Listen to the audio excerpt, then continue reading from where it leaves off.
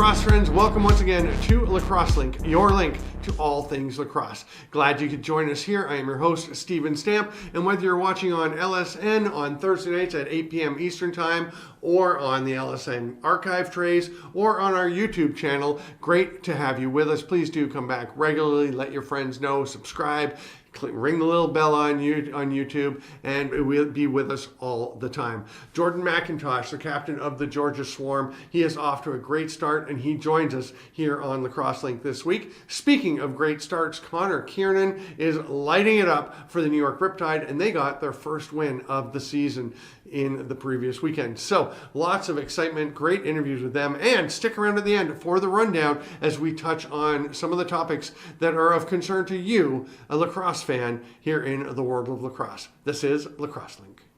Beautiful play, Aaron Gray Eyes. He is having himself a tournament. He made the save regardless of the crease call, and that shows he is at his acrobatic.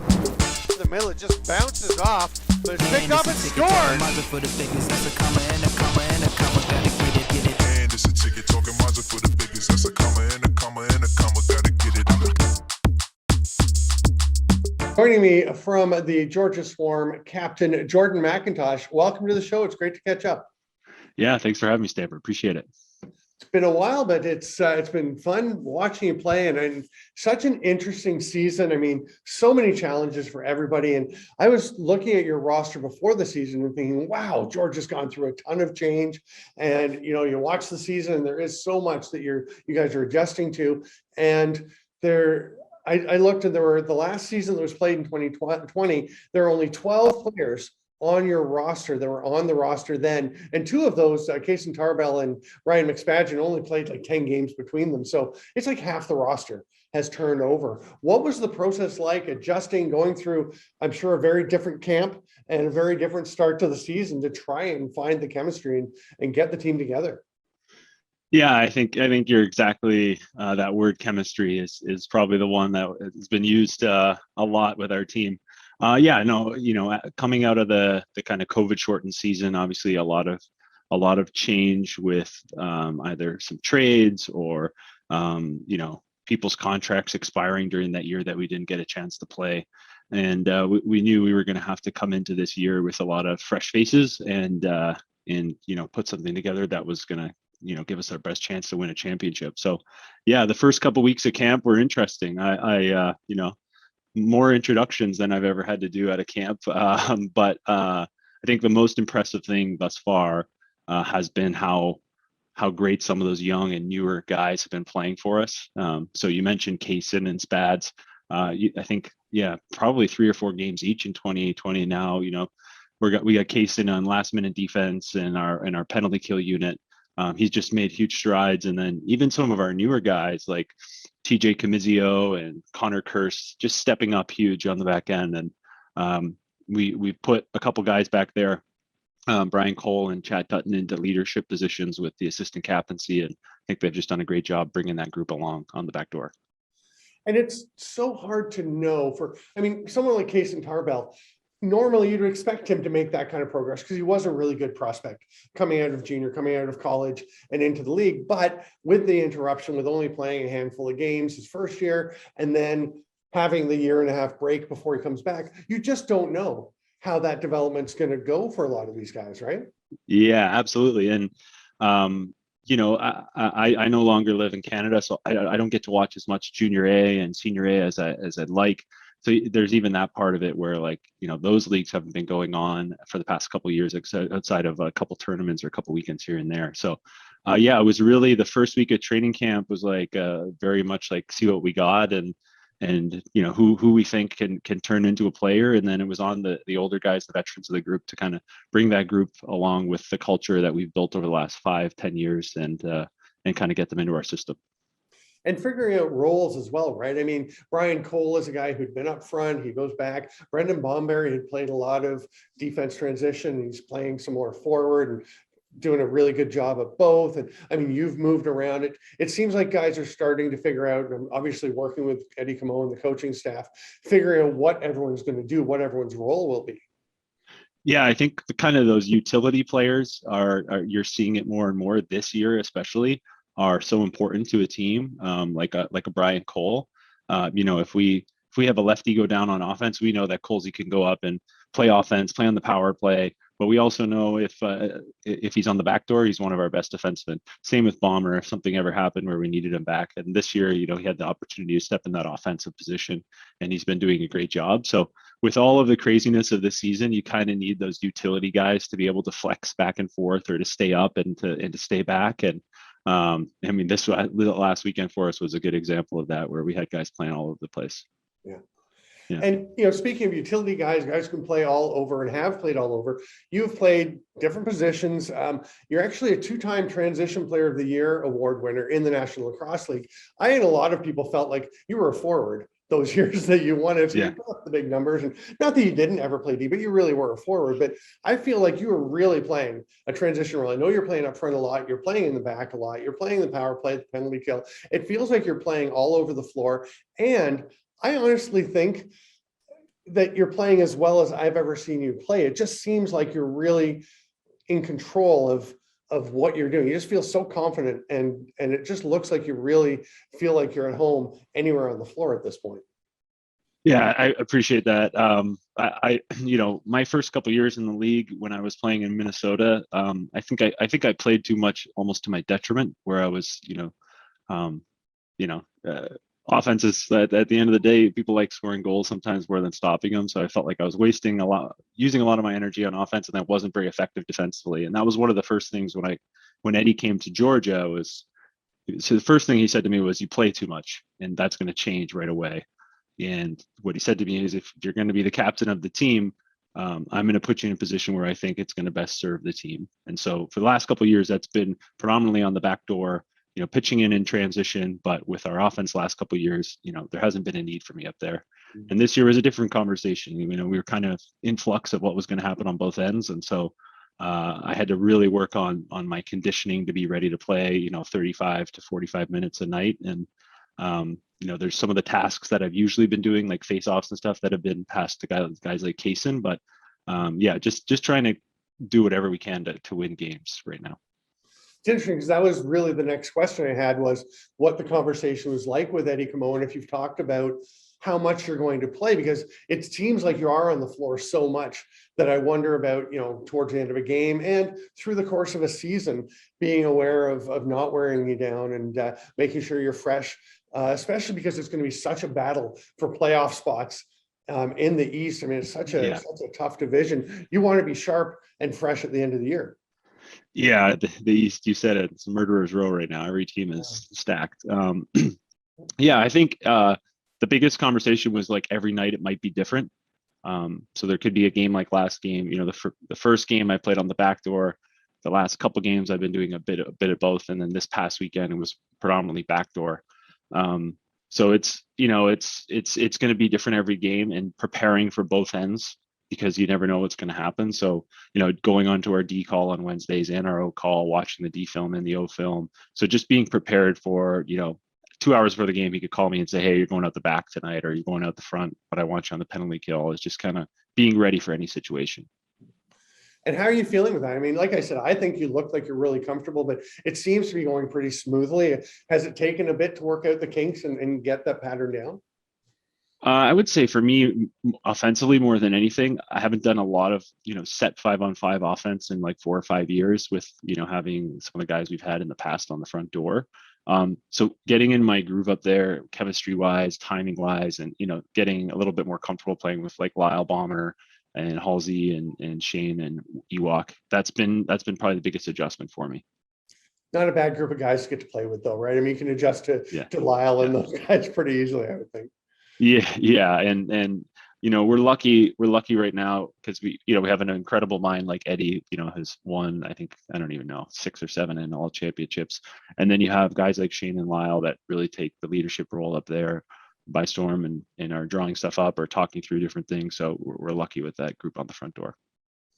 Really appreciate you taking the time to come on the show. It's always great to catch up, to catch your digs, not new digs, your digs down in Boston, as you mentioned, and looking forward to seeing how things shape up through the season, because it's been, I think, really interesting to see the way that you and the Swarm are coming together as the season progresses. Thanks, Stamper. I appreciate it.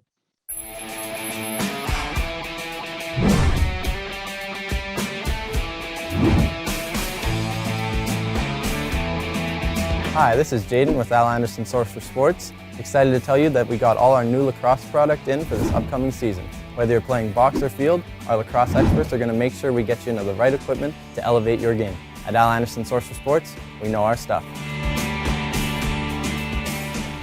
Joining me from the New York Riptide, fresh off their first win of the season, Connor Kearnan. Welcome to Lacrosse Link. Hey, Stammer, thanks for having me. Hey, it's great to have you on. Great to catch up. And what a week, what a season it has been for you. And I can let folks know that one of the sections for my my musings on Inside Lacrosse on IL Indoor this week is, why is no one talking about Connor Kearnan? Because it seems to me like you're having such a good year. You're second in the league in goals with 16, which is actually 3 more than you had in your 2 seasons with San Diego. Things are really clicking for you, and you got the first win. I want to talk about the win because I know that's what you're going to want to talk about. And I'm wondering, you guys have been close all year. You've been competitive in all the games. Was it more excitement or relief when the buzzer finally went at the end of that win over Philly? It was a happy mixture of both. We kind of didn't make it easy on us at the end of yesterday's game. Kind of let them crawl back into within 1, and then had the last possession, the 6-on-5. So, excitement for sure. A little bit of relief at the end, knowing we're not going to OT again. One of the things that is so interesting to see in the world of sports, it happens in all leagues and all sports, all over the places. A guy doesn't really hit his rhythm, doesn't find his role somewhere, and then moves somewhere else. And opportunity is such a critical component. You've got that in New York, and here you have 16 goals, as we mentioned. And what's it feel like for you just having a different role, knowing that you're going to be out there and having things click the way they are? I think it's, again, a little bit back to a little bit of the relief side of things. A little bit less pressure. It doesn't seem like we're having to fight for anything. Like the coaches have a lot of confidence in our group, and obviously we're putting the ball in the net. Our offense is a lot of fun to play with. A lot of skilled guys up there, and they're making my job easy. So it's just like a well-rounded group up there, and things are working out right now. It's got to be great to get Jeff Teat back, obviously, for the last couple of games, and it looks like you guys are.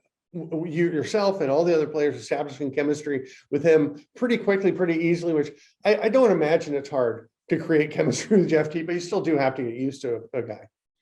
Yeah, absolutely.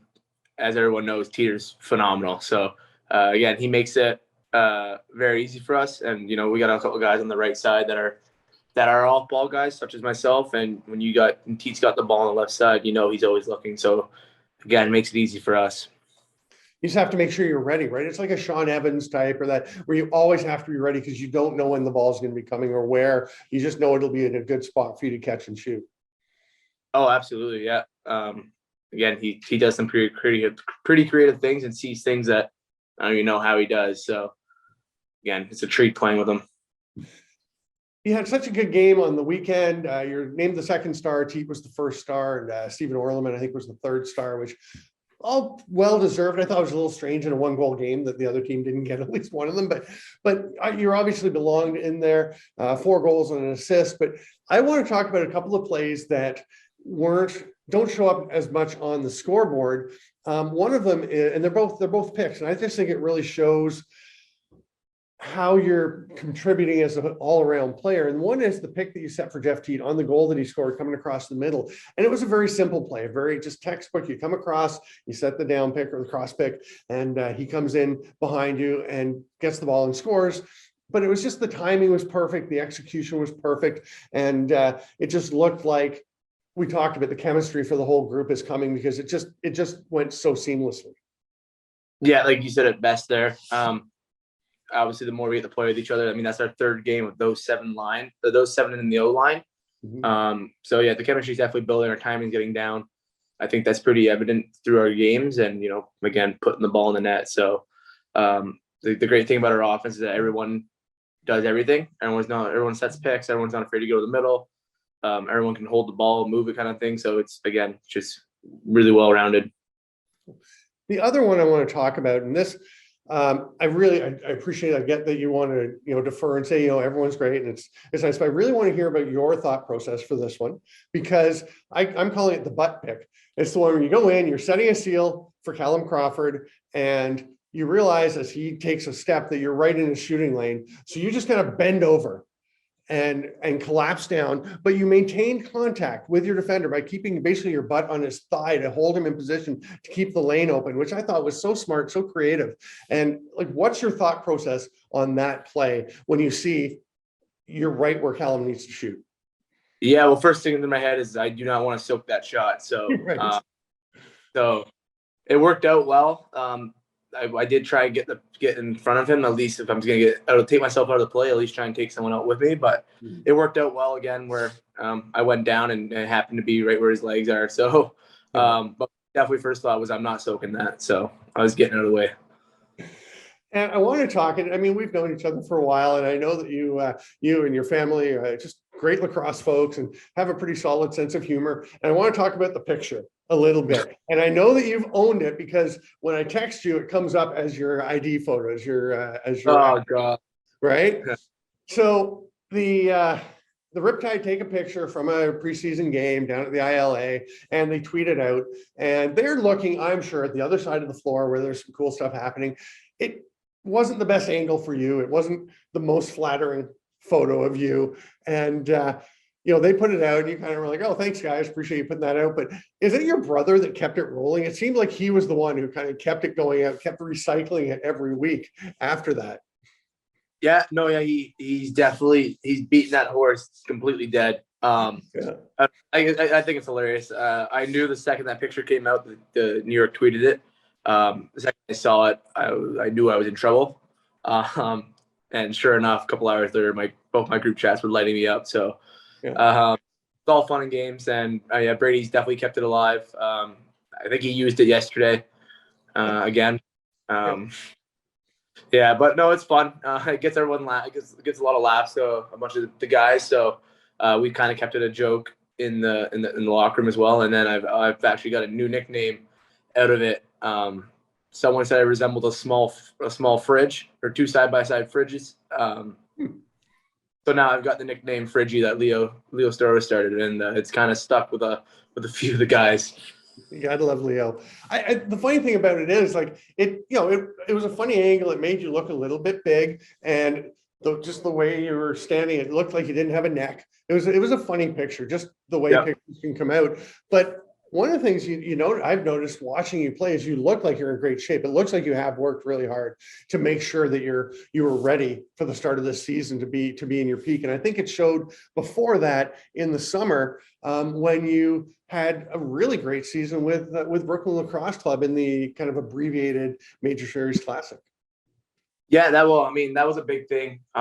It's always never been a secret or a surprise that I wasn't super quick or agile. I figured, with a new chance at New York and me being tired of being scratched, I was going to make sure I could be in the best shape I can.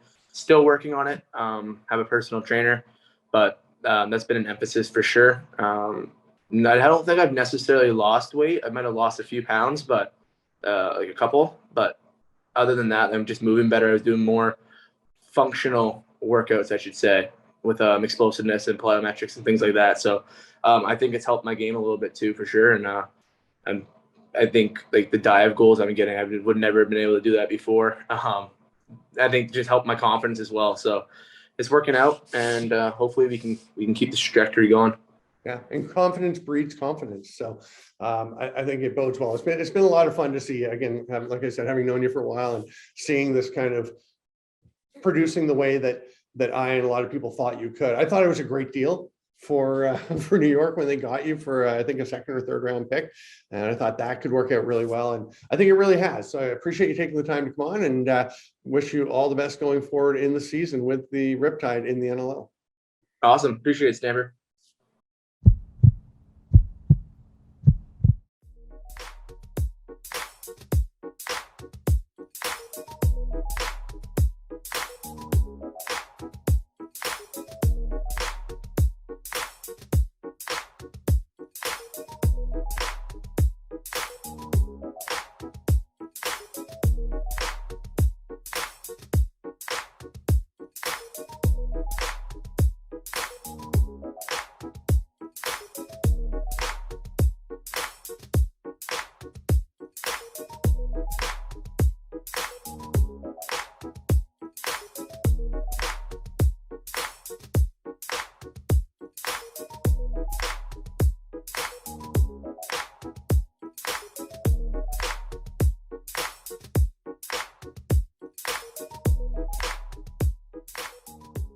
All right, really enjoyed those interviews with Jordan MacIntosh and Connor Kearnan, two guys who are having terrific seasons in the National Lacrosse League. We are going to hit the rundown now and get you up to date with a lot of things going on in the world of lacrosse. We're going to start with the collegiate rankings, the preseason rankings coming out on Inside Lacrosse. Make sure you go check them out on IL.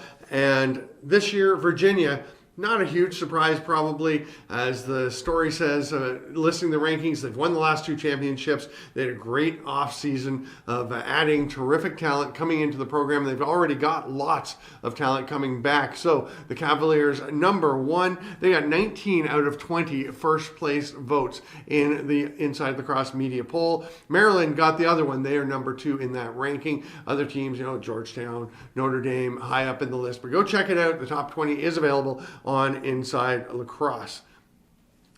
Player movement has opened in the Premier Lacrosse League. Lots of PLL activity going on. Things really getting rolling as we're recording. Already some signings. The Water Dogs adding Reed Bowering, Charlie Kitchen, and Matt Hosick. Maybe even a bigger individual signing. The Redwoods get Clark Peterson from the player pool. So a lot going on. It's all moving towards free agency. Next year, 2023, will be free agency introduced to the PLL. In the meantime, the head coaches have taken on the GM role, and they get to sign players. They get to make trades. They get to add players, from the player pool and really build their own rosters and take more ownership of the way that their teams are constructed. All part of the progress as the PLL continues to evolve. So it'll be interesting to see how that plays out, how it impacts the way that things play out in the standings, because coaches as GMs are going to have a little more responsibility for, the roster they have and the way that their team is able to play and compete. We are talking about delayed gratification. And in this case, what we mean is that players can take a while to develop. Not everyone comes into their own at the pro level at the same speed or in the same time frame. And there are lots of examples of guys who took a little while but did eventually come through with the potential, the promise that they showed entering the National Lacrosse League or whatever pro league they're entering. We're talking specifically NLL here, and we're speaking specifically about Anthony Jochum, the D-transition player for the Philadelphia Wings, who was drafted by New England, an 8th overall pick back in 2017, and it just didn't really click. I didn't think he had a great summer before his draft with Brampton. I thought he'd played better the years before. Not a spectacular MSL season. I didn't think he was great with New England. Just taken a while. And he has come along with Philadelphia. And this year, he is playing terrific lacrosse. He's a key for them on their penalty kill. And he started scoring some big goals for them. And just playing really well, looking dynamic and lively and a real difference maker. Like he would be coming into the league, and he has found that rhythm. So good for him, and keep your eyes peeled for examples of that all over. Riley O'Connor, Connor Kearnan, who we had on the show, is a great example of someone like that. Rob Hellier, who actually stayed with the same team and found his niche after a few years of not playing much in Toronto when he was drafted as an 18-year-old. So an interesting story to watch for that delayed gratification, the gradual development. And, good for Anthony Jochum, good for Philly for that coming along for them. Rusty Kruger has been named as the head coach of the Orangeville Junior A Northmen. Of course, Bruce Codd, as we mentioned earlier on the show, previous weeks, has stepped down as the head coach and GM. He is one of the best coaches in lacrosse, bar none. Head coach, assistant coach, pro, junior, any level. He is a great coach, a great lacrosse mind, and he's going to be tough to replace, but they have such a group that work together. Nick Rose stepped up from assistant GM to the GM, as we talked about before, and he's going to just keep things rolling. There'll be a lot of pressure on Rusty Kruger because success is expected in Orangeville. They've got such a great history. It's such a great program from the very beginning all the way up. Go and listen to Laxbeat, my podcast with Nick Rose last week or the week before. You can get it wherever you get your podcasts. And a great conversation with Nick about the history, the legacy, and the family that is the Orangeville Northmen. And now Rusty Kruger stepping up to the top of that pyramid. A lot of pressure, but he's going to enjoy working with that team and working with the other people he has been working with. We wish condolences to Kurt Stiers on the loss of his mother, Vera. She's a residential school survivor, and she told stories. I know the Thunderbirds talked about her coming in and being a storyteller for them on their Every Child Matters night. Huge impact on Kurt, who of course has had a huge impact on the game of lacrosse at so many levels. So our condolences going out to Kurt Stiers and his entire family, and rest in peace, Vera. Sorry to see that happening, but thank you everyone so much for being with us here on Lacrosse Link this week. And we have the best of the world of lacrosse, bringing you your link to all things lacrosse every week here on the show. Remember to join us every Thursday at 8 p.m. on the Lacrosse Sports Network, and also on the archive trays on the LSN website. You can also check us out on YouTube. Make sure you subscribe, ring the bell. Check us out every week for Lacrosse Link, your link to all things lacrosse.